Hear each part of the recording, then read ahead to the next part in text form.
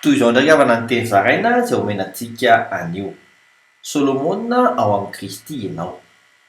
Raha hangataka amin'ny tompo ianao, araka ny voasoratra amin'ny Fanjaka voalohany toko 7:5 amin'ny anaran'i Jesosy hoe tao Gibeona no nienon'i Jehova tamin'i Solomona tamin'ny nofo noho ny alina, ary hoy Andriamanitra, angatao izay tianao omeko anao.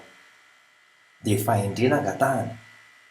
Araka ny voasoratra amin'ny Fanjaka voalohany toko 7:7 amin'ny anaran'i Jesosy hoe koa omeo ahy mpanomponao saina malady, hoentiko mitsara ny olonao, ahaizako manavaka ny soa sy ny ratsy. Fa iza moa no mahay mitsara izao olonao betsaka izao? Fa ho azonao izany ary azo mihoatra azy ianao. Araka ny eo amin'ny Mpanjaka voalohany toko 7:12 sy 7:10 amin'ny anaran'i Jesosy hoe dia indro efa nanao araka ny teninao aho, ka indro efa nanome anao saina indry sady mahiratra, ka tsy nisy tahaka anao ny teo alohanao, ary tsy hisy tahaka anao ny ato aorianao.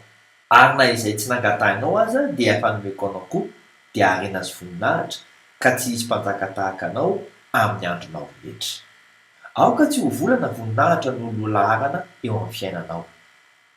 Vavaka isika, raha eo, misaotra anao mampatsay hatrany, fa ny fankatoavana anao ny lehibe indrindra, ary ataonao anaraka ho azy ny ambiny rehetra.